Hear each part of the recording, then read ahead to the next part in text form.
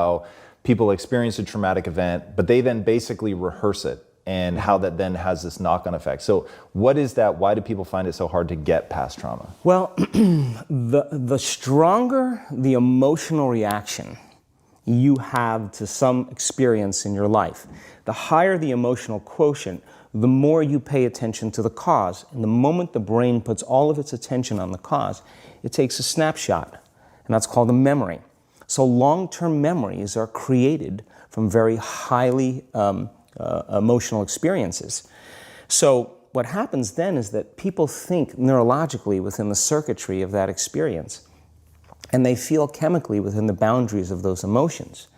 And so when you have an emotional reaction to someone or something, most people think that they can't control their emotional reaction. Well, it turns out if you allow that emotional reaction, it's called a refractory period, to last for hours or days, that's called a mood. I say to someone, hey, what's up? You say, I'm in a mood. Well, why are you in a mood? Well, I had this thing happen to me 5 days ago, and I'm having one long emotional reaction. If you keep that same emotional reaction going on for weeks or months, that's called temperament. Why is he so bitter? I don't know, let's ask him. Why is he so bitter? Why are you bitter? Well, I had this thing happen to me 9 months ago. And if you keep that same emotional reaction going on for years on end, that's called a personality trait. And so learning how to shorten your refractory period of emotional reactions is really where the work starts.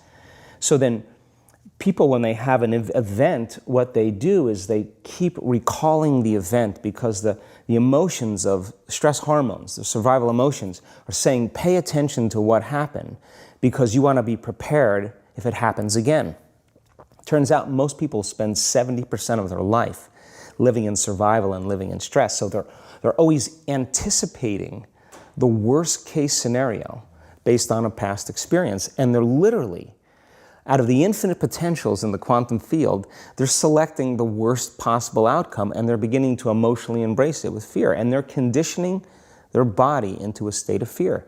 Do that enough times, body has a panic attack without you. You can't even predict it because it's programmed subconsciously. So then you say to the person, why are you this way? And they'll say, I am this way because of this event that happened to me 15 or 20 years ago. And what that means from a biological standpoint is that they haven't been able to change since that event. So then the emotions from the experience tend to give the body and the brain a rush of energy. So people become addicted to the rush of those emotions, and they use the problems and conditions in their life to reaffirm their limitation, so at least they can feel something.